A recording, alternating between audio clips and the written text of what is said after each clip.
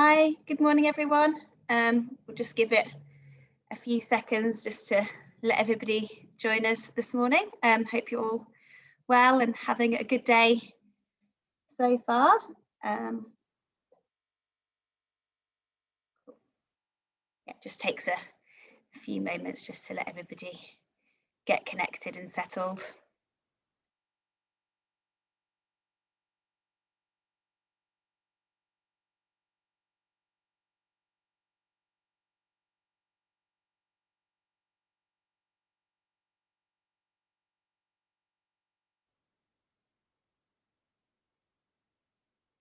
Just give it another couple of seconds and we can start.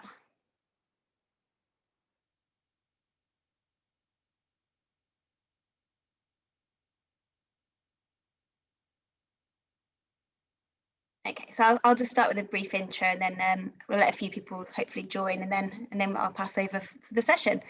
So hi everyone and welcome to this IAB Europe Industry Insider with Adform. We're very happy to have you all joining us live today. My name is Lauren Wakefield. I'm the Marketing and Industry Programs Director at IAB Europe. And just to give you a little bit of background on our Industry Insider webinars, so this is a format that we launched last year just to help provide real learnings and insights from industry leading companies. We just want to be able to present kind of the best practices and trends, latest trends from across the industry. So far we've included a variety of topics. We've looked at things like creator marketing with TikTok. We've explored at-home audiences and the topic of CTV with integral ad science. And we've even explored things like e-commerce with Facebook. But today we're very excited to have Adform leading the way with us and this conversation on identity and how we can kind of look at new identity solutions and if they are working. So leading this session today, we have Ninon Wagner, our Privacy and Compliance Manager at IAB Europe. So she'll be moderating a panel of industry leading experts, which include Jakob Bak, SVP and co-founder of Adform, Peter Loell, Director at OMD, and Thomas Lue Lytzen, Product Development and Insights, Ad Sales and Tech at Politiken. So they'll be sharing case-specific numbers and best practices from both Adform and the buy and the sell side. So just before I hand over to Ninon to lead the session, just a little bit of housekeeping. So you can see on your interface that there is a Q&A box. So please do add any questions that you have for today's speakers in there. After the panel's finished, we'll make sure we have time to answer and address any audience questions that you have. As with all of our sessions, this is live, so we do really encourage you to post those questions. And as I say, we'll get to as many of them as we can at the end of the session. This is also being recorded, so we'll make sure that we share this with you afterwards. But with that, I will hand over to Ninon. Thanks, Lauren. For the introduction. Hello everyone and welcome. So I am very pleased to moderate today's Industry Insider session with Adform on identity solutions. So there are lots of ongoing discussion in the industry on new addressability solutions following Chrome's announcement to phase out third-party cookies. So today we will look at the most prominent ID solutions that already work, focus on their performance and the impact that they create for publishers and for media buyers. So I have three industry experts today to share learnings and concrete numbers on using first-party identifier. So let's start with a short roundtable to introduce them and their companies. And Jakob, would you like to start? Yes, thank you very much, Ninon, and thank you, Lauren, for inviting us today. So yeah, I'm one of the co-founders at Adform. So I've been with the company for now 20 years, since that's the age. We are a full stack with a DSP and a DMP, an ad server, and also an SSP. So really covering quite the breadth of Adtech, and therefore, of course, being very active in switching to new identity solutions. And I've personally worked with this for the last 2 years. Ever since Mexico 2 years ago, I started spending most of my time on what is the solution for the future. So very happy to have come to this stage where we can start talking about the actual numbers that we see in those solutions. Great. So now from the publisher side, Thomas, over to you. Hi, and thank you. Nice to meet you all. I'm Thomas. I work with JP Politiken, which is Denmark's largest media group. So we operate a large number of national news outlets, both digitally and also on print, and a lot of B2B news sites as well. My focus within the group is product development, insights, and also all our identity first-party efforts, what we do, how we interact with the market, and and also obviously I cover some privacy as well, because those two things are interlinked. So looking forward to tell you more. Great. And our last speaker, so to bring the buy-side perspective, Peter. Yes, Peter Loell here. I'm director. I'm with O&D and I work out of Copenhagen, Denmark.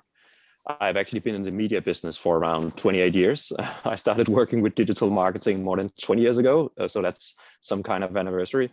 I typically do the janitorial work and the plumbing, involved in running tests and innovation and preparing us for this new, well, privacy first world that we're approaching.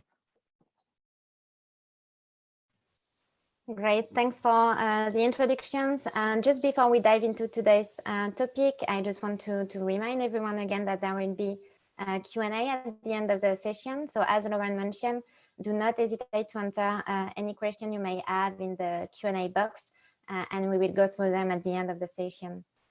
So Jakob, to start and to set the scene, would you give a short summary of what are the identity solutions currently available and frame today's discussion?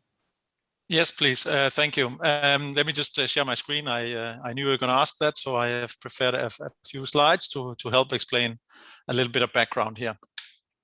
So basically, I mean, what is pretty clear for everybody is third-party cookies are going away and are being blocked on all the major browsers. We see the same happening with the mobile IDs.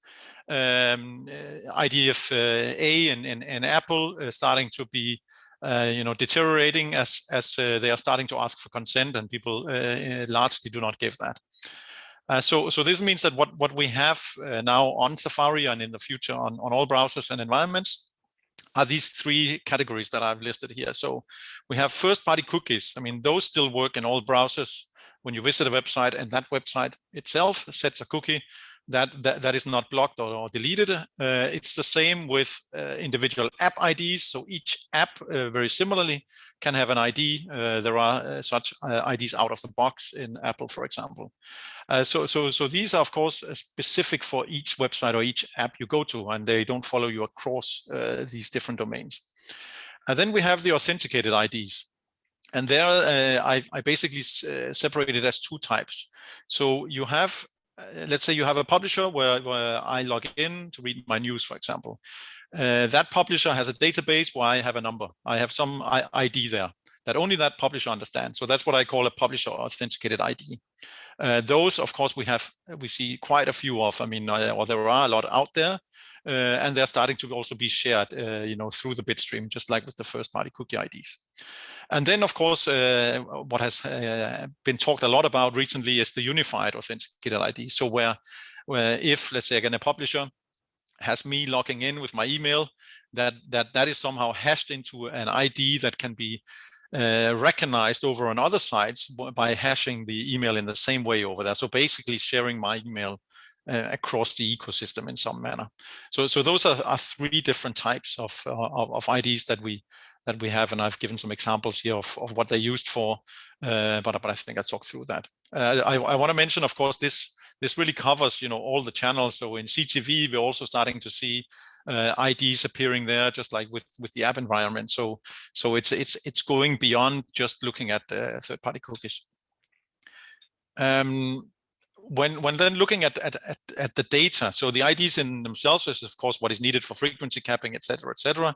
But basically, when looking at these different types of IDs, the unified ones, there are some examples listed here of companies providing that type of service, hashing it in some manner or keeping a central register. like NetID in Germany, for example, that is sort of a central register, or the unified ID from that has been given to Prebid now, where it will see some sort of a hashed email passed around. On the publisher provided IDs, there are ID5, for example, or shared ID from Prebid, which sets first-party cookies, but also allows the publisher to send in whatever authenticated or whatever own ID that they have. So that's what it's called, the pub provided ID module in Prebid. And finally, we also need to be aware of the privacy sandbox that is coming in Chrome with a bit of delay, but coming at some point. And there we don't have an ID for each user, but instead users will be linked to some different cohort segment IDs. So those are basically what we have over on the publisher side. Over on the advertiser side, it's a bit similar. We have it more simple. We have a first-party cookie on most advertiser websites used by the CMS system or something. So some ID identifying each user to that website. And of course, if that user logs in and purchases something, then there's also some sort of authenticated ID. When then looking at the data that can be used for targeting based on all these IDs, we have the most important by far, in my opinion, is first-party publisher data. So data collected by a publisher like Thomas's publisher, for example, put into some proprietary DMP or data lake. And basically that can be used together with, of course, unified IDs if there are logins tied to this. It can be linked to the anonymous first-party cookies, for example, or similar publisher-provided IDs, which is the typical thing to do. But it can also be mirrored up against these cohort IDs. So let's say Thomas can see that cohort number 9,000 really corresponds to everybody who's reading about football, for example. Then he can make that deduction that can be used in some manner. But first-party data is really the key going forward.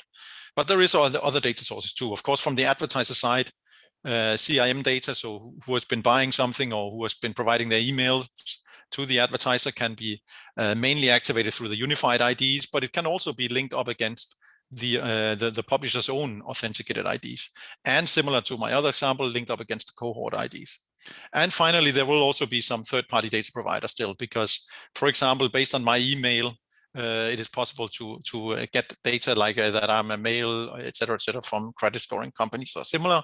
And based on probabilistic graphs, there will still also be some data available, most likely in the future, that can be linked to all these type of IDs or to the segment IDs. Well, yeah. So sorry. So that was my short introduction. I hope that was understandable. Yeah, thanks. Thank you so much. And so, Thomas, how does what Jakob just described correspond to the way that JP Politikens work with first-party IDs and data? Well, it does to quite some extent correspond, obviously. I think one thing is very important is that publishers, they start considering that they actually have significant assets in first-party data and start working with them. That's the first decision that they're going to make. And then we did that some years ago and built our own homegrown data platform, organizing all our first-party data. And obviously we need. It's of no. This data is of no use to anyone if it just sits with us and isn't out there working. So what we've done with Jakob and Adform is to make it available through the Adform setup via Adform Flow. So buyers can now use book campaigns in Adform's DSP using our first-party data, obviously shielded, so IDs can only be activated again in segments on our site. So it does correspond quite a lot. And if we as publishers want to remain relevant, we need to find ways of activating our data, and I think what Adform is doing, and also what other players are doing, is obviously something that we as publishers should work with. And so the question now is whether this ID solution work. So maybe let's turn to Peter for this. I understand that you at OMD invest in campaigns based on a first-party ID. Does it work well?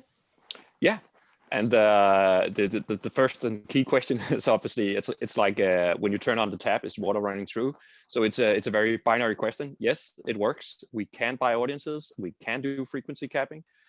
Without the use of these third-party cookies. So yes, that also it goes back to what my job role, that the plumbing, it actually works. And I think one of the most important things is that what Jakob has been showing you and what Thomas has been talking about, it actually, I don't know if this is an English word, but it interfaces. So it goes from one system to the other without any troubles. So there's no need for the duct tape that I usually use for this. And I also brought along a few numbers that I can show you later as to some of the effects that we're seeing from using this approach. So I can confirm it works. And Jakob, do you confirm as well? Yeah, and I mean, and as Peter said, does the water run or doesn't it run? I mean, that's the first very important thing, right? Can we do what we have been doing so far? Can we allow targeting, etc., without third-party cookies? And I remember when we first went live with this setup in the summer with a big Finnish publisher. It was a little bit disappointing because we had been working on it for 6 months. It took a long time to get the SSPs and everything to work. And then when the first campaigns were running, it was like, and we wanted to make a case study. The conclusion was, yes, it worked. We are able to buy these audiences, like Peter said. But we didn't really make a case study because we were like, that's more or less what we had. Yeah, it worked. We bought the audience. How can we turn that into a case study, right? But it is the most important conclusion. It does work. So you all agree on this. Maybe it's time to dive into some numbers. What are the KPIs when using this solution, Jakob?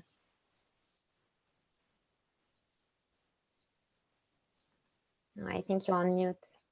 Sorry, I had a problem sharing my screen again here. Let me try that. Yeah, I have some numbers here. There we are.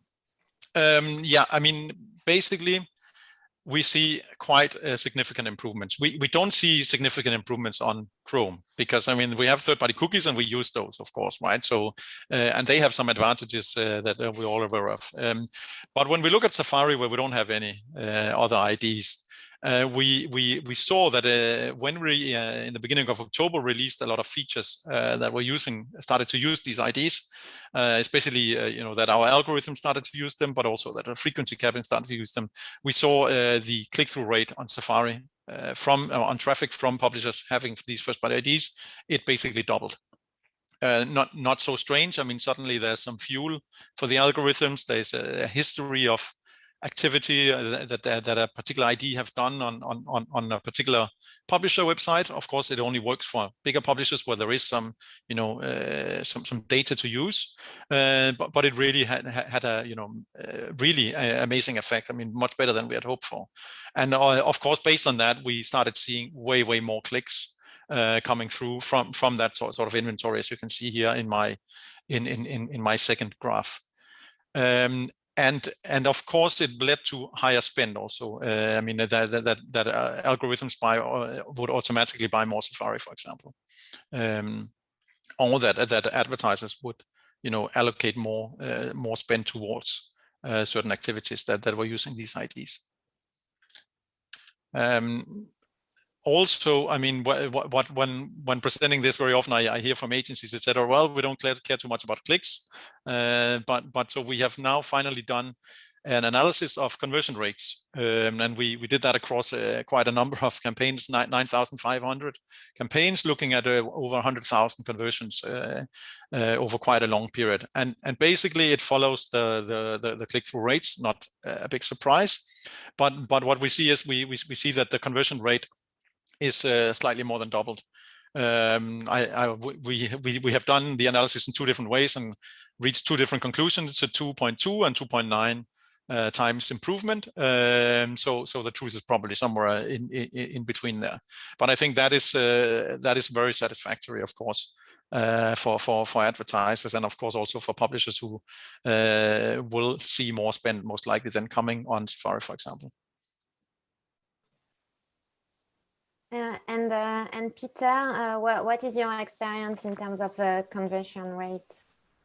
Yeah, actually, I did a small slide that I think Jakob might have it somewhere that I can just show you and walk through. So this is sort of the in action slide of everything. And as you can see on the left-hand side, which is my left-hand side, I don't know if it's actually your right-hand side, but that's the interfacing part where we take some of the out-of-the-box audiences that the relevance from Thomas has. And then we can also create and build our own audiences, and then we ingest it automatically into the buying interface, into the audience marketplace, and then we can select these audiences for activation. And that's exactly what we've done. And in order to make sure that we actually understood fully what happened, we created a number of line items where we included Safari and Firefox, and we also had line items where we specifically excluded Safari and Firefox, as you can also see from the screenshot that I did there. And as you can also see from some of the numbers that are present, what we saw, which was one of the first very important key, is that the average frequency compared to the general frequency that we're seeing across all activities for this case is pretty good. So we don't under frequency or anything on that. And as Jakob was also pointing out, we did see traffic, i.e. clicks, coming from the Safari Firefox users, which there were quite a lot of. But most importantly, we actually saw quite a lot of conversions coming through. And we also saw that when I compared it as an index to all of the other activities we had, we saw that there was actually quite a lot of effect coming from that. And we think some of that effect might be due to the fact that, first of all, we're not actually paying as much because it's not heavily bid upon users. But secondly, it's also users who don't get targeted that much. So there is some residual positive effect that we're seeing in this. So it's definitely worth pursuing in the future for us to do setups like this, where we specifically go after undervalued and underutilized users in the buying. And you talk about so conversion rates. How do you measure those on Safari and Firefox? Yeah, sure. So the way we do it is that there are still some cookies, so we can still see conversions from those devices. It's just not very easy to actually tie them to the actual impressions. So we're actually using some of Adform's new technology, which is the cookieless insights tool, which helps us model conversions on those devices as well. And I think that Jakob might be able to fill in some of the gaps on that. But it's great to see that all of these technologies are actually working together and producing something that seems to be pointing in the right direction. Yeah, maybe I can just add a few comments. Yes, I mean, basically there's three ways, and that's also what we've been used in our analysis, three ways of sort of tracking attribution on Safari. One is linking the first-party IDs that I talked about in the beginning. I mean, when there's a click, let's say from the publisher, and there's some ID there, and then we redirect over to the advertiser side, and there's some ID over there. Obviously, that can be used. So UTM parameters in Google, for example. The other way is the cookieless insights that Peter mentioned, which is a more probabilistic approach to creating this sort of insight. And then of course you have like what I talked about with the unified type of tracking, which is the third way, which where email addresses are compared, which is more difficult to do. And so now, Thomas, do you have any KPI to share with us on these first-party ID-based campaigns? Yeah, and I think Jakob also has my slides. This slide just actually gives an example of what happens when an advertiser and a publisher interfaces and what the consequences are from tracking as we know it. Very little. Looking at Denmark, we have a extremely high market penetration of Safari browsers. We all have iPhones, so 50% of all publisher traffic passes through the Safari browser. So when they launched ITP starting in 2017 and tightening the news ever since, it really had some impact on all of our campaigns. So it's a very, very low number of impressions that today is actually open for the classic marketing toolbox of retargeting, profiling, frequency capping, and attribution and conversion measurement. So so it is really a challenge to us. If you move ahead, Jakob. We did some buying on our own sites some time ago, where we programmatically where we attached a very basic third-party data segment. I think it was an age bracket to the campaign, and this is what we got. The algorithms of this particular DSP and SSP setup didn't return any Apple users, more or less. Only went for Chrome and Android because you still have, as I said, and as Jakob stressed, you still have all the features using the third-party cookie. It's obviously important that you are able to target iPhone users, especially because, from a market point of view, in Denmark, anyways, they make more money, they're younger, so you have quite some. It isn't just.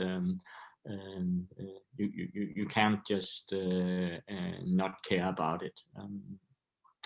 And then moving ahead, when we launched our first-party data platform, which is, some would call it a DMP, we prefer calling it just a data platform that organizes all our data using our own first-party cookie, obviously, and our own first-party ID, and organizing data into 600 IAB taxonomy-based audiences.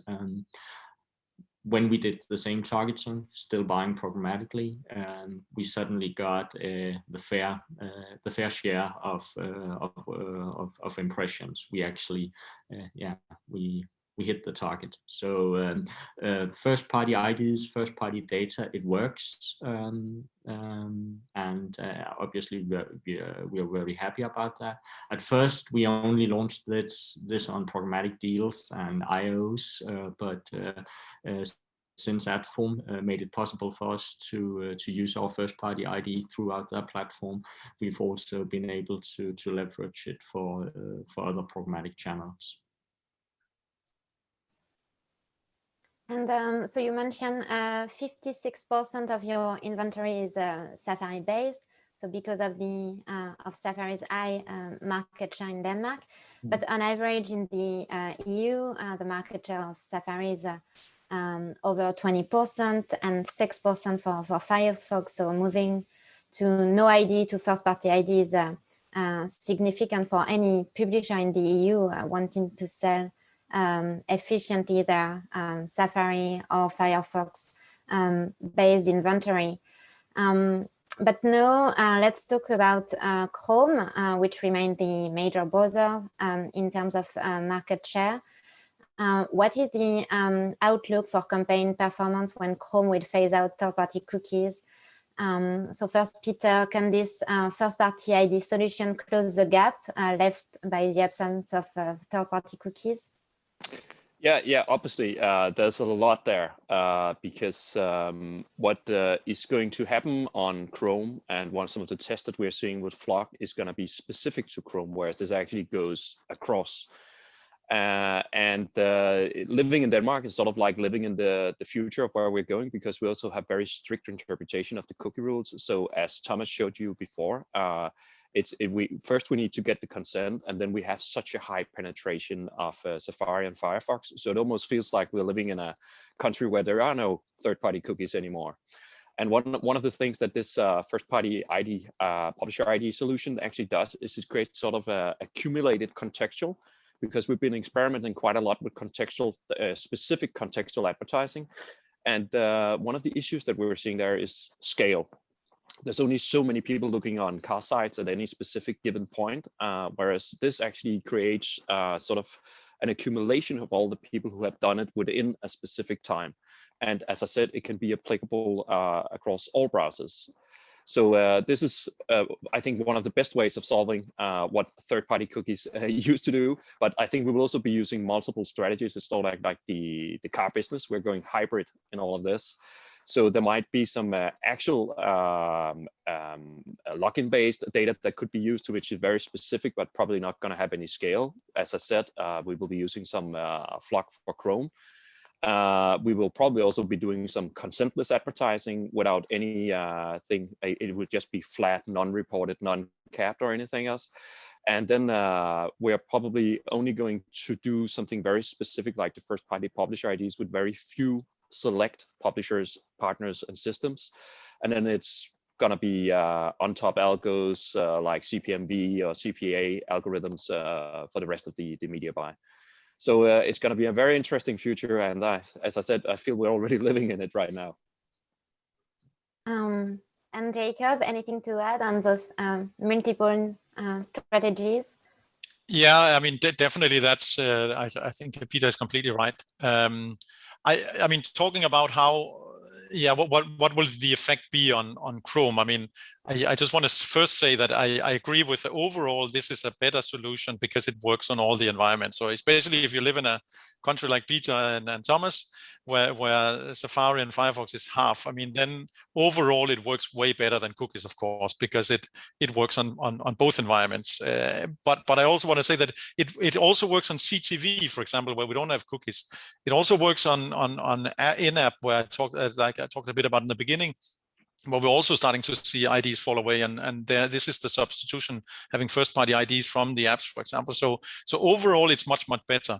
And I think looking specifically at Chrome and comparing how does these first-party IDs compare with third-party cookies, it will be very different depending on the publisher. Because if it's a big publisher with a lot of frequent visits by people like me going to Ekstrabladet, for example, that Thomas represents every day, the data that Thomas can collect on me, either if I log in or anonymously, based on first-party IDs, will be much better than how it is today with a third-party cookie, because my computer will automatically delete it each week, and so it's difficult to sort of really profile me in the right way with what I'm interested in or what I read, because it will only be 1 week of history, even though it's first-party data.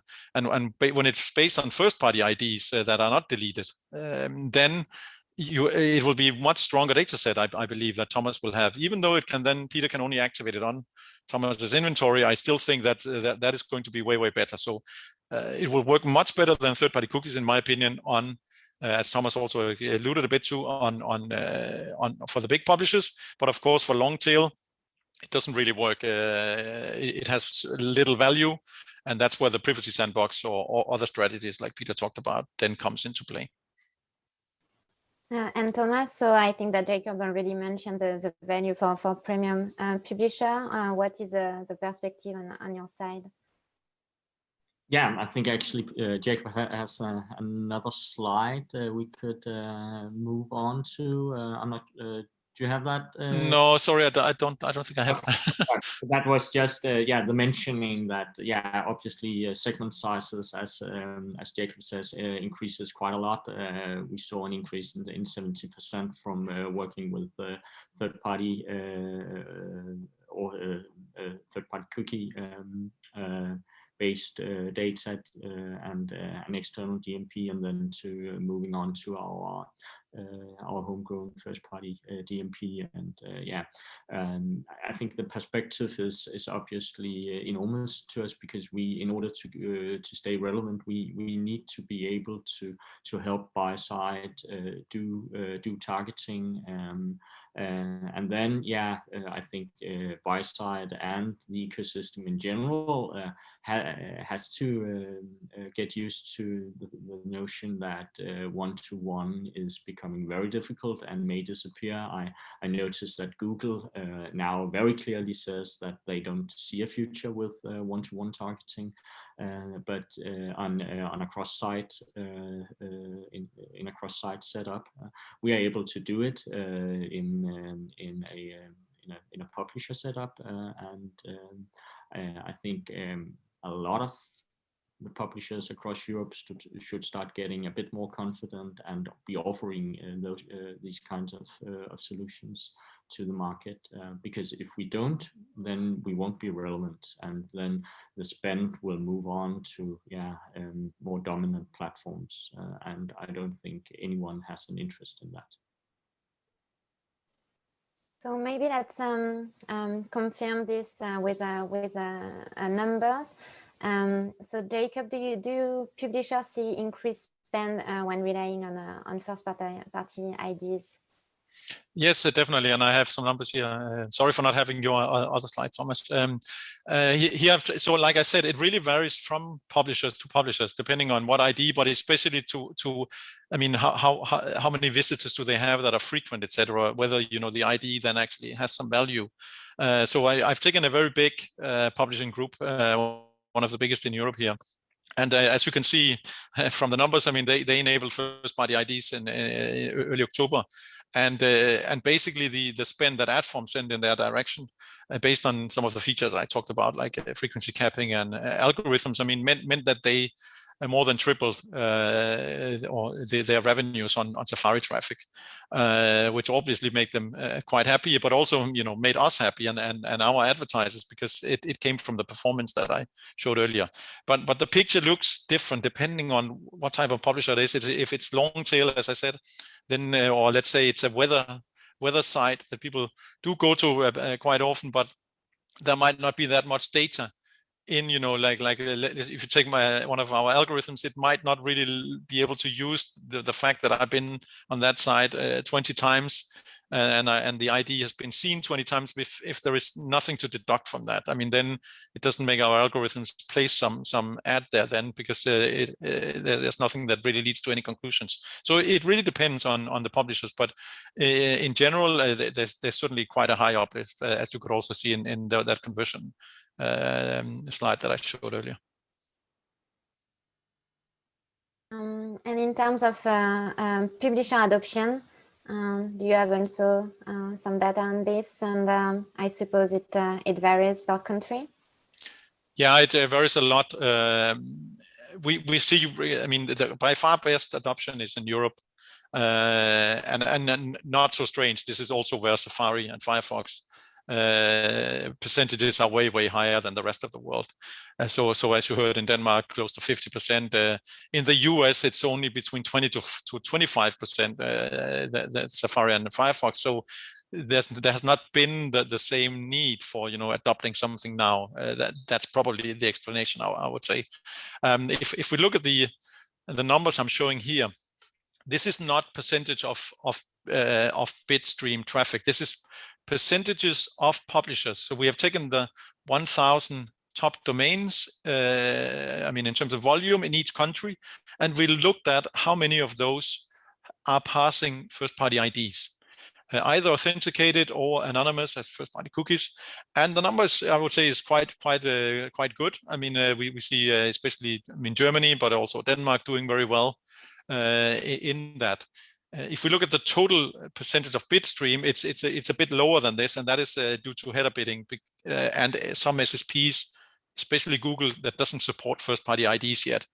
So if a given publisher is using, let's say, 5 different SSP and passes that same impression 5 times, then the first-party ID might only be available on 2 or 3 of those SSPs. So that sort of reduces the overall percentage, but it doesn't really matter, because a platform like ours that is capable of using these IDs and any data attached to them will of course select the SSP where the ID is in.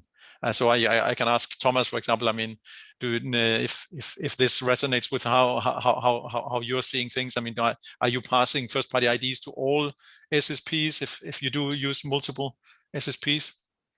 We do use multiple SSPs, but we only pass to a very few because we want to shield our ID. We want it when sharing our ID. It's proprietary to us.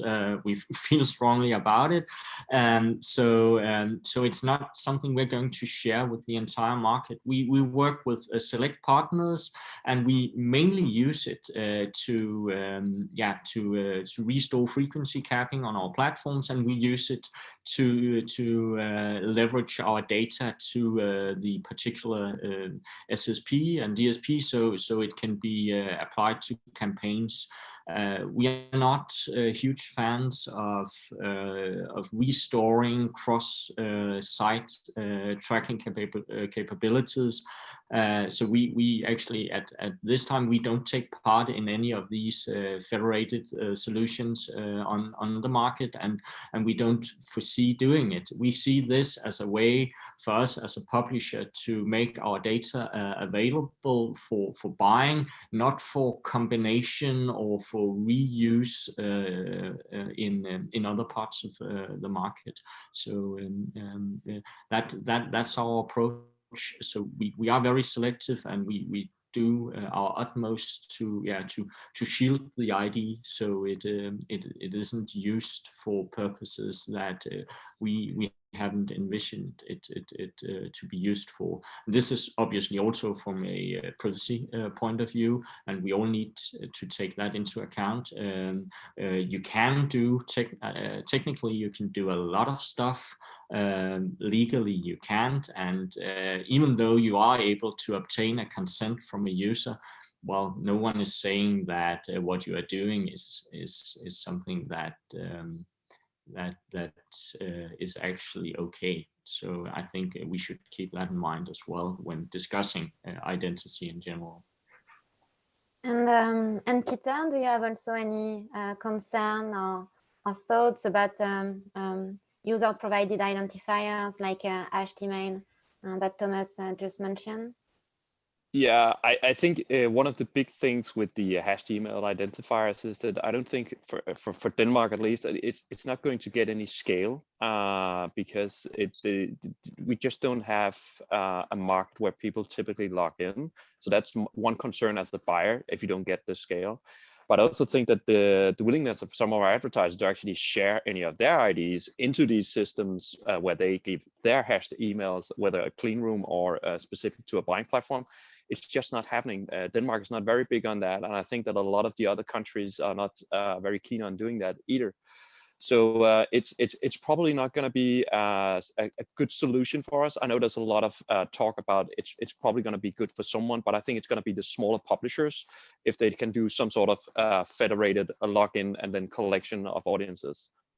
But as I said, I might be proven wrong, but I don't think they'll get scale for us. And Jakob, do you share the same concerns on the scalability of identifiers derived from users' email addresses? Yeah, certainly. I mean, first of all, I mean, I spend a lot of time talking to publishers, especially in Europe, and I mean, I can echo what Thomas says. That is the opinion of most, that they are not willing to share their emails in a hashed format, you know, where they broadcast it out, and a lot of other companies can decrypt them, and you have a potential leakage possibility, etc. So that's certainly a concern of the industry in general, particularly in Europe. I personally also see this as a potential bomb that could go off in the online industry. You know, regulators or a big story coming out, you know, that your email is being passed to hundreds of companies, you know, and then there could easily be leaks and then lots of spam email, etc. So I do think it's risky business in Europe for us as an industry to embrace, you know, hashed emails, depending on how we do it. I have a slide here that I wanted to show you. It's just a bit of my predictions on the sort of scale we'll see, and also what we see now. I mean, so basically, what we see in the bid stream is very few of these unified IDs, whether they are hashed email based or they are, through some sort of centralized login database like NetID in Germany or LiveRamp, etc. And there's also the possibility that I think we'll see more of, in different countries where there's some sort of consent redirect through some, local country site, and then it redirects back. We're starting to see that happening a bit, but all of it, unified IDs. But when we talk to big agencies like Peters and also big publishers, not many people think that the scale in a year from now will be, higher than 10% or higher than 20% long term. Whereas when we look at these first-party cookies and the way Thomas is doing things with individual proprietary publisher IDs, there we already have quite nice scale, as I showed you, and it's only growing, as you could also see in that graph, right? So I really think we will have the scale over on that in that camp. And actually, my estimate is that if we look at the current growth, we will probably be surpassing the third-party cookie ID in about a year's time. So having more first-party IDs than we even have cookie IDs today. That's really interesting. And another question for all of you, maybe. So you have already taken a step into the third-party cookieless future. And do you have some insight as to how the media buying practices will change in light of this? So maybe Peter first. You already mentioned what the multiple strategies will be for OMD, but can you expand maybe a little bit on this? Yeah, as I said before, what's probably going to happen is that we'll do a lot more of partnership-based media buys, where we select a few premium publishers and systems, because it is quite labor-intensive. We're going to do this across the entire ecosystem. So the key for us is probably going to be finding some sort of common taxonomies that will work across these systems and publishers. So we're pretty sure that we're buying almost the same. And then we need to have this local frequency managed, the local audiences that we work with. Another place where everything is going to change is showing what actually works. We just recently, I think it was last year, we built and launched a new attribution tool that we called Luminous. It basically ingests and models from reporting APIs from both open web and walled gardens. And so it's sort of like taking a step back. So we need new ways of actually showing what works, where we need impression data, and where we don't need this one-to-one relation that we have been talking about that third-party cookies actually provide, where you could see that this user saw this and then bought something. So I think that has helped us tremendously, actually knowing what works across all of these, both walled gardens and the open web. And then I also think that we will see a lot of our advertisers, probably where it's possible and permissioned, we will move from site-based data points and signals into some sort of server marketing, where we move data into buying systems and then perhaps do more modeling based on it. But I think at the end of the day, I think there's going to be a lot more collaboration on this audience building, as I have with Thomas. But both Thomas and I, we can actually create audiences together. So we're co-building them, and then we're sharing the effect data, so we actually know what works and what needs to be tweaked and changed in order for it to be even better. So I think it's as I said, the hybrid approach. We're going to get tighter with some, and then the rest is probably going to be algorithms, cohorts. I don't know. And Thomas, where do you expect media buyers to invest primarily? Yeah, I'm touching upon what Peter said. I also believe that we are going to get fewer and very closer corporations with agencies working on co-creation. Perhaps data will sit with us, and all the building of segments and whatever you can do will take place within our ecosystem or our closed environment, but will then be possible to be used for buying on our site. So I think we will be actually in some kind of way system provider together with Adform, and then agencies will work with these systems. And then, as Peter also said, standardization is of the utmost importance.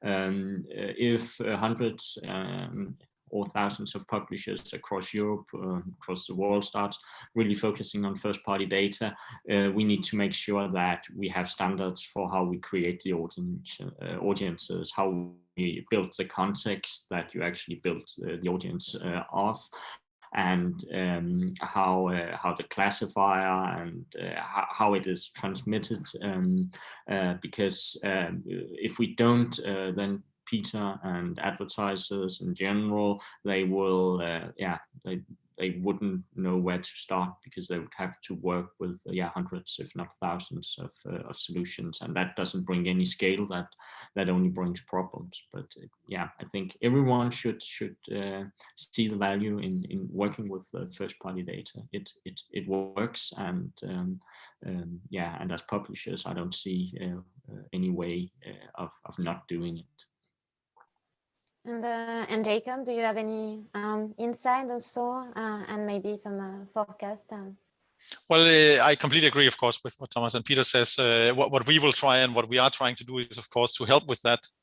Making it uniform so that we don't have tons of different taxonomies for data like Thomas is talking about. But I mean, especially what we've been doing here is also trying to keep the world as much as it is, where Peter can sit and plan and make a campaign without having to call Thomas and create a special deal ID and a special data set always, right? I mean, trying to really make it very, very simple, so that nothing changes. And also when it comes to all these different IDs that are already out there, what we've done in the platform is many advertisers think that then they have to make some choices, but our job is, of course, to hide that in the platform, just like with third-party cookies, that you don't do any selection, but that the platform just makes the right things and makes it as easy as possible. And so one final question. So I think that everyone's curious to hear your thought on the privacy sandbox proposals that are being discussed at the W3C to replace the usability of third-party cookies. Thomas, let's hear you first. Well, I think it isn't much that we know by now of what will actually happen. Google has presented some ideas. We've also discussed these ideas. Personally, or from corporate point of view, I could say that we are sympathetic to the notion that one-to-one tracking across the web is reduced or disappears, and we support the idea that Google presented with the publisher-provided IDs also, so first-party data can be leveraged in their platforms. But obviously we also have some reservations with a browser and a browser controlled by Google, because they also control so many other parts of the ecosystem, and that it is the browser that handles everything. We are skeptical about that, and we support some of the ideas brought forward in W3C on finding ways of removing the cohorts from browser dominance. I think we'll all have to see what will eventually come out of it. Probably starting in winter this year, when Google starts deprecating the third party cookie, and then obviously we know that there are tests on their way in the US, and we look forward to seeing the results of these tests. And we also, and that's a tricky part, we've also noticed that Google postponed testing in Europe due to GDPR. So I think Google has some work to do on how they will secure privacy in this area as well. I saw there was a question on GDPR in the chat, and I think it's important to say that what we are doing, users have full control. They can reject being tracked first party wise, and then we don't track them. So it's a choice. So we don't do any covert tracking. So yeah. And thanks. And Peter, do you have some thought as well? Yeah, typically in our world, what happens is that money will follow the effect. So if something is very effective, we will of course invest in it and look at it. Our major concern right now is that it's sort of like we have a sandbox, but there's no toys, only sand right now. So we really need to see what is happening and how it actually plays out. And then secondly, I would we still only have a solution for what happens on Chrome. This actually doesn't apply to the wider marketplace. And then there might actually be, we don't know that yet, but if some sites decide not to sort of opt into sharing their data in the cohorts, and some users opt in to not sharing it, then we might be looking at a very small subset of users, specifically in Denmark, but also in some of the other countries. So my main concern, going back to the scale issue that we saw with the hashed emails, for instance, it's not, if it doesn't solve anything and it becomes very labor intensive, I don't know. I don't think it'll do, but there's a lot of sympathetic ideas in it. I just need to see how it applies to the wider world, and it's too soon to tell. Okay, and it's interesting that you mentioned that the premium publisher may opt out of flock calculation, because it would definitely affect the accuracy of cohorts. Jakob, what are your thoughts on this as well? Yeah, I mean, so basically the way it works with the cohorts is that the browser will notice that I go to a certain website. So let's say I go to Financial Times. The browser will then notice I've been browsing some content there about stocks, for example, right? I don't see that Financial Times has any interest at all in that information is picked up by the browser and it can be used to buy impressions on some cooking website when I visit that one day later. Obviously, they would like to keep, they have very valuable inventory, and they would probably, in my opinion, be selling that only through the way that Thomas is doing his first party selling as well, right? And not through. So I think all premium publishers who have frequent visitors, who have data or some sort of data they can tie to the visitors, I don't see them participating. And also, as Thomas alluded to, in Europe, there is a GDPR problem, because when you profile people, even if it's your browser, I mean, you would have to give your consent most likely, right? Which is why Google have postponed. And there has been some leaks of how Google are intending to ask that consent in the next versions of the Chrome browsers. So it also remains to be seen how many people will then say yes. I mean, it depends on how they ask the question, but I see a pretty high risk that it would be at least 50%, for example, opting out. And then to Peter's point, then in Denmark, for example, you have Chrome being 50% of the market, but then only 25% being inside the cohorts. I mean, then yeah, that's not the answer to everything. But I do think it will play an important role for long tail websites, because it's the only way to add some data to those buys. So it will have a certain role. I don't think it will be the major role. I think that's more the first party data. But we are certainly supporting the sandbox and are implementing it, etc. Because we do believe we need to buy in that manner from long tail websites. Thanks a lot for your insight. And maybe we need we can move to the audience question now, as it's already late. The first question is how long will it run? So I think that it refers to the first party ID solution, taking under consideration that browsers are actively working on blocking fingerprinting. Yeah, maybe I can answer to that one. So first-party cookies, as what Thomas was talking about, and I explained in the beginning, where you have a certain website profiling users who are on their website, figuring out that this user comes back and just keeps reading about football. That is something that will not be blocked by browsers, because that would be a poor browser. If you don't have first-party cookie support, a lot of websites wouldn't work, because first-party cookies are used for a lot of things, like what you put into your shopping basket or remembering your password when you go to a certain site. So any browser that deletes or blocks first-party cookies would not be a nice browser to use. So I think first-party cookies certainly will, last forever. And also login IDs. I mean, when you go to a website and you log in and you create some sort of ID in your database of that user, I mean, that has to work. And when you then pass it to Adform and we respond back, that's all server to server. So it cannot be blocked. So actually, most of these things cannot be blocked at all by the browsers. And what can be blocked is things like fingerprinting and probabilistic linking of IDs. So that, I think, has a certain lifetime only. There will be some day where browsers will block IP addresses and stuff, which is neat for probabilistic linking. But I do think it's quite far away. I mean, it's probably, we're talking about a couple of years where things like fingerprinting and probabilistic would still work. But actually, like you could hear Thomas, I don't think a lot of publishers will support that. The IAB framework, TCF,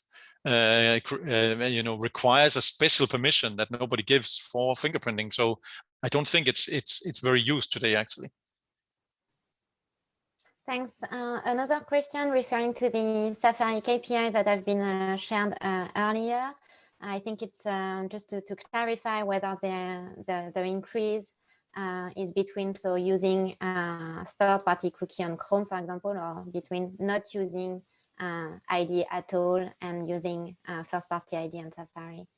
So probably that was my KPIs, but maybe also Peter's. But I mean, my KPIs was checking all the traffic we see from publishers that are passing a lot of first-party IDs, and then we're comparing, click-through rates, conversion rates on that inventory compared to all the Safari inventory that doesn't do that. So one or the other, and there are no third-party cookies on Safari in general, or very, very few. So that, but that would be included in that. Thanks. There is also a question. So what will enforce the delete after 1 week rule if a website operator chooses not to delete that? So I think that it's based on the privacy sandbox proposal. Sorry, I didn't get that. Is anybody able to answer that, or could you? Yeah, so I think that it refers to the fact that flock cohorts are probably based on the browsing history of user for 1 week, but it doesn't affect at all the way that a publisher will collect data on his user. So I'm not sure that. I know, maybe I can clarify. Yeah, first-party data and cohorts completely coexist. I mean, it's the browser is collecting some data, whether the publisher is also collecting some data on their users and setting first-party cookies. It's not impacted in any manner from the privacy sandbox or vice versa. So a publisher can use both if they want at the same time. Yeah, definitely. Another question. So those first-party ID use first-party cookie. So I think it refers to how it is technically stored by the publisher. So I guess either first-party or local storage. Okay, yeah, good question. So, I mean, there are different first-party IDs, but the very simple one is, for example, to implement, there's now a pre-bid module called shared ID. If you're running header bidding, you install that module. It will then, for every visitor that comes to your website, it will create a random number and put it into a first-party cookie tied to your domain as a publisher. And then you can then configure in pre-bid which SSPs or DSPs you want to transfer that ID to. So it's actually super, super simple and free of charge to pass first-party IDs in this manner. In many cases, like in Thomas's case, for example, with JP Politiken, they have their own first-party cookie. And so they choose to pass that ID instead of having pre-bid generate a random one. And so they use another module, I think, called pop provided ID or something similar, which then takes their own ID and passes that to the DSP or SSP. As you could hear, Thomas has selected only one so far, but it's something that the publishers control. And so it's not local storage. It is a first-party real cookie. Okay. So next question is how do Adform DSP users know what publisher first-party data is available for targeting to then buy media across publishers? Well, so actually you don't see a big difference when you go into our platform and you select targeting. Peter knows this better than me because he's using the platform and I don't log in that often. But basically it looks in the exact same way. There will be some data audiences from JP Politiken that he can use. The difference is he can only use them there. He can't use it across the internet like he can with some of the other segments, but it's presented in the exact same way, whatever type of segments Thomas has, football, interested, blah, blah, blah. Peter can then sit and choose and then create line items. So presented in the exact same way. And I can say that Peter does that. And the way, as you said, the way it works is basically it gets into a big audience marketplace, and then you can still select other options. But as you said, specifically this runs on Thomas sites only, and it can be if we do the common taxonomy that we discussed previously, it'll actually be a lot easier, because then you just select the different audiences for the different publishers, and then it can actually run across. Well, thanks a lot to all of you for all your insight. I think that we are slightly over time already, so maybe it's time to close the webinar. I'm going to hand over to Lauren, and thank you everyone for participating. Thank you for having us. Sorry. Thank you so much. Yeah, that was really insightful. We had so many questions come through, so obviously a very engaging conversation. So thank you all for your time, and thank you also to everyone for joining us today. As I did mention at the beginning, we have recorded this session. So what we'll do is we'll follow up with everyone that's registered, just to share a copy of this recording so you can go back and view over it. But with that, I hope everyone has a great day. Bye. Thank you.